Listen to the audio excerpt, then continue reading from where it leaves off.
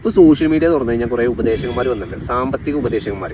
വേറെ ഒന്നുമല്ല, investment, SIP-യിൽ invest ചെയ്യൂ, സ്റ്റോക്ക് മാർക്കറ്റിൽ ഇൻവെസ്റ്റ് ചെയ്യൂ, മ്യൂച്വൽ ഫണ്ടിൽ ഇൻവെസ്റ്റ് ചെയ്യൂ.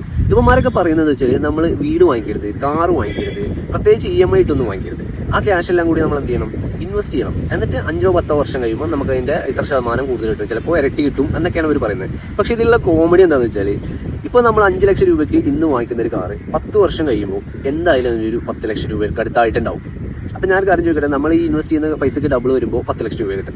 അപ്പോൾ ആ 10 ലക്ഷം രൂപ കൊടുക്കുന്നതും ഇന്ന് 5 ലക്ഷം രൂപ കൊടുക്കുന്നതും സെയിം തന്നെയല്ലേ? പിന്നെ എന്താണ് ഈ ഇൻവെസ്റ്റ് ചെയ്തിട്ട് കാര്യമുള്ളത്? നമ്മൾ 5 വർഷം നമുക്ക് ആ കാർ യൂസ് ചെയ്യാനുള്ള ടൈം നമുക്ക് ഇഷ്ടപ്പെട്ടു അല്ലേ? അത് മാത്രമല്ല, ഈ SIP-ന്റെ പുറത്തോ അല്ലെങ്കിൽ മ്യൂച്വൽ ഫണ്ടിന്റെ പുറത്തോ കയറിയിട്ട് യാത്ര ചെയ്യാൻ പറ്റും.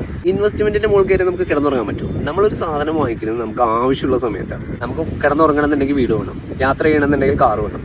അത് മാത്രമല്ല, ഇതിലുള്ള കോമഡി എന്ന് പറയുന്നത് വെച്ചാൽ, ഈ ഉപദേശം തരുന്നവന്മാരൊക്കെ കാറും വീടും ഇടക്കിടക്ക് മാറ്റിക്കൊണ്ടിരിക്കുന്നതാണ്. ഞാൻ 1-2 പേരെ ഇതിൽ മെൻഷൻ ചെയ്യാം. അപ്പോൾ ഇവന്മാരൊക്കെ ഇതാ പരിപാടി, ഉപദേശവും ഒരുമിച്ച്. അപ്പോൾ ഈ വീട്, കാറ് എന്നൊക്കെ പറയുന്ന ഒരു സാധാരണക്കാരൻ്റെ സ്വപ്നമാണ്. അപ്പോൾ അത് ചിലപ്പോൾ ഒരുമിച്ച് വാങ്ങാനായിട്ട് അവൻ്റെ അടുത്ത് ക്യാഷ് ഒന്നും ഉണ്ടാവില്ല. അതുകൊണ്ടാണ് EMI ഇട്ടിട്ടൊക്കെ വാങ്ങിക്കുന്നത്. പിന്നെ ഈ വാടക വീട്ടിൽ താമസിക്കാൻ നിങ്ങളൊക്കെ പറയുന്നുണ്ടല്ലോ, ഈ വാടക വീട്ടിൽ താമസിക്കുക എന്നുള്ളത് ഒരിക്കലും സ്വസ്ഥമായിട്ട് നമുക്ക് അവിടെ താമസിക്കാൻ പറ്റില്ല. ഞാനിപ്പോൾ വാടക വീട്ടിൽ താമസിച്ചിരുന്ന ഒരാളാണ്. അപ്പോൾ എനിക്കറിയാം അതിൻ്റെ ബുദ്ധിമുട്ട് എന്താണെന്നുള്ളത്.